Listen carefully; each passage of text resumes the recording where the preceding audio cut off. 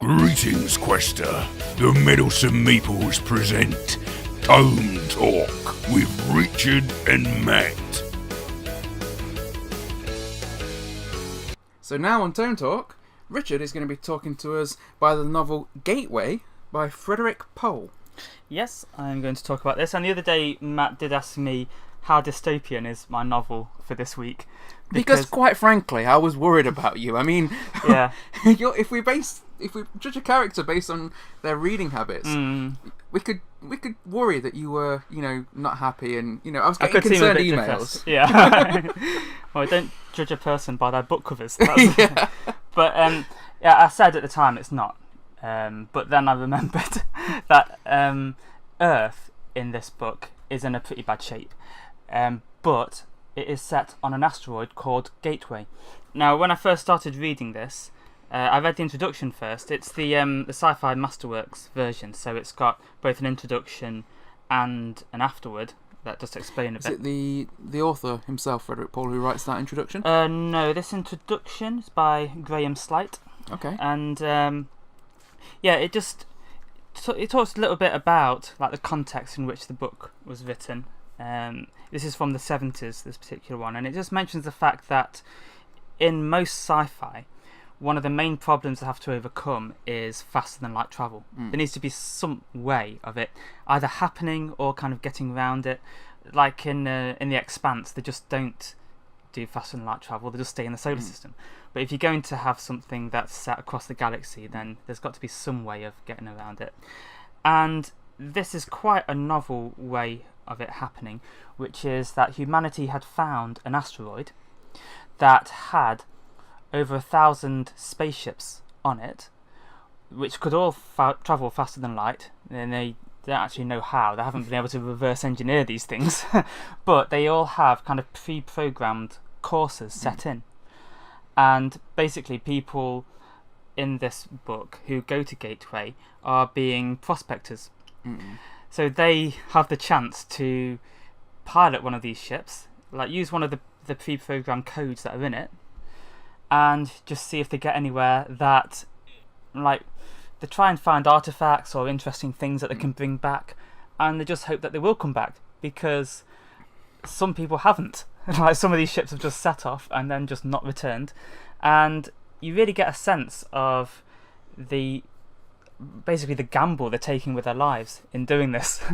And yet they're doing it basically because they need the money. They can get a massive payoff if they do. It's interesting because as soon as you said to me that they get around the issue of faster than light travel by finding all these ships on an asteroid field and they don't know how they work. At first I thought, is this just a cheap way of dealing with that issue, and that's just a little part of the story, and really it's about something else. But it's actually kind of interesting, the idea when you turn that around, that they find these ships and the whole story is about them going who knows where to explore. I mean, that's a much more interesting story to me. Yeah, that's it. So, and a lot of it is set on Gateway, the actual asteroid itself, because there's quite a lot of the characters kind of putting off signing up for the next trip because they don't know if it's going to be their last. And it is really, a lot of it is about psychology as well. The way people will have these kind of defense mechanisms and things, and kind of try and deny that they're scared.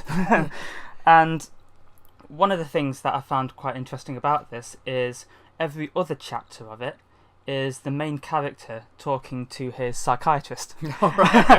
And that really brings the psychology. It's actually kind of set after the events, and he's relating the events. Is that right?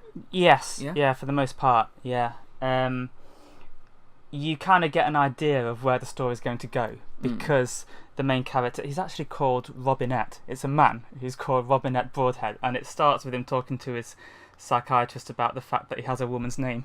I mean, Robin can be either male or female. Yeah, but Robinette. Yeah. Robinette is definitely a woman's name. Yeah, everybody just calls him Bob, and it's got this android to marry you, Bob. yeah, actually, it reminds me of that. Sorry, that was for anyone that doesn't know, that's a reference to season 2 of Blackadder. Well, Blackadder 2, yeah. It's Siegfried von Schrink is the name that he's given his android psychiatrist. He's not called that. That's a pretty heavy name, isn't it? It is, yeah. You definitely know what his job is if you got that name, yeah. But yeah, it's got him asking him, why do you care if some people think it's a girl's name Bob? He's like, and he's like, I don't. It's like, then why do you keep bringing it up? And you can really tell like Bob really gets annoyed at this android throughout the book. And well, I think I'd just be annoyed by the fact that it's a robotic shrink called Siegfried von Shrink. Well, like I say, it's not called that. Bob calls it that. Yeah. It hasn't got a name, so it's not quite so bad. But yeah, the fact that Bob is having these psychiatric sessions, it's because he's been able to pay for what they call full medical. So basically, he's paid so much insurance he can get all the medical treatment he wants, which will basically mean he can live indefinitely, like through gene therapy, stuff like that. So sounds pretty sweet. Yeah, so you kind of know that at some point he struck it big. Yeah. On Gateway, but also it messed him up quite a lot. Like whatever happened to him, and he has a lot of guilt that he's kind of running away from, and most of it is this robot trying to bring it out for him, But he's such a great character, Bob. Well, I say great. He's amusing, and Pohl's writing is very witty. There's a lot of adverts in the book, which for the most part are funny. Like you'll kind of be you'll be reading a chapter, and then suddenly there's a whole page that's just like the classifieds. And it can be for some pretty weird things, like people looking for a girlfriend back on Earth and asking if anybody's got any daughters there. It's just, you kind of get the impression that people there are a little bit eccentric. And later on in the book, you get to, instead of adverts, there'll be entire pages which are conversations between a teacher and the students on like astronomy. And does that tie into the main story, or is that just like the classifieds? Is that something just It seems kind of extra. It's like a little bit like the fluff that goes around with it. But then later on in the story, Robinette, he mentions that he tried loads of different ways to kind of take his mind off what he was going through, and the fact that his name was Robinette. Yeah, that's the least of his problems by the end of this. But yeah, he ends up signing up for these classes, and you kind of realise that these pages that you've been looking at throughout the book are actually him at the classes, and you can sometimes tell that he's disrupting the class as well because the teacher's getting a bit annoyed. So yeah, you end up being very immersed in this, and even though the space travel itself is quite limited because most of the people are understandably quite scared to actually get in the ships and go, you do feel very much like it's kind of a coherent sci-fi world that you're in, particularly in the solar system. When they are actually on the ships, there's just something, you realise how difficult it is even when they're actually travelling, because the ships are quite small and they have to keep all the alien equipment on there. They call the aliens that built the ships the Heechee. They don't know much about them at all, and there's a lot of Heechee equipment on the ships with them, and they've tried removing them before, and sometimes the ship has just exploded.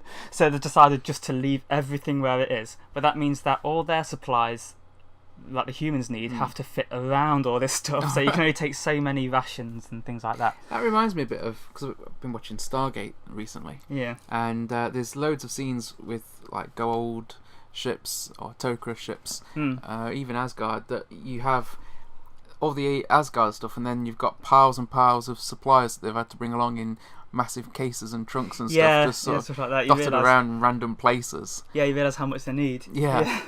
Yeah, so if you were to go on especially a trip that you don't know how long it's going to take, and that is the bit that I found quite scary. Sometimes people are back like within a few days, and it turns out they've only gone to like Barnard's world, or Barnard's Star, or like Alpha Centauri, something like that. Yeah. Sometimes it could have been across the galaxy, and there's been times when you can kind of tell when you're at the halfway point of your trip, when you're on the ships, because there's a slight gravity pull when you're on it, and when you reach the halfway point, there's a thing on the ship that glows, and then gravity shifts slightly the other way.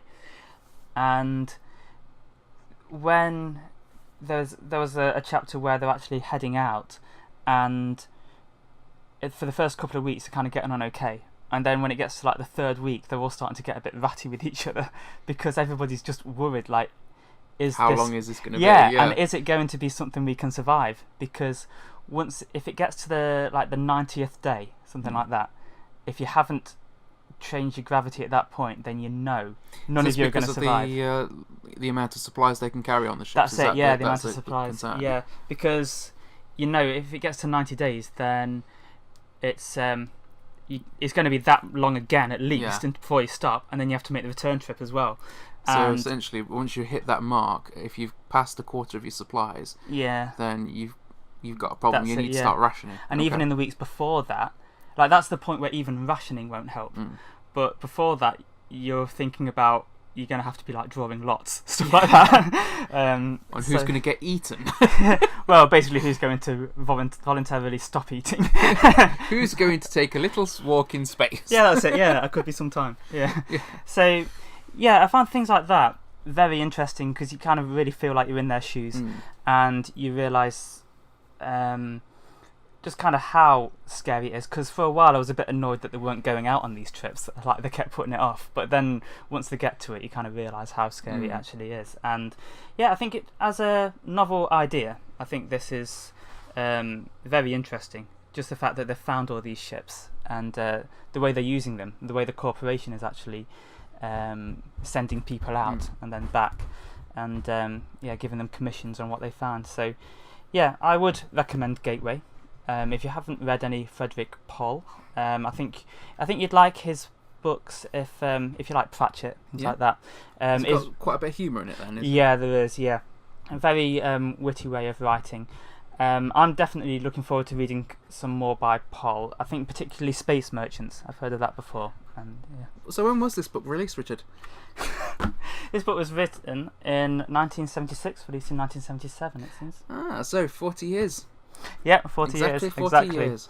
Yeah, and we knew that straight away. Yeah. So this week, my book recommendation, and I am actually recommending it this time, is by Frederik Pohl, and it's Gateway. Farewell, Quester.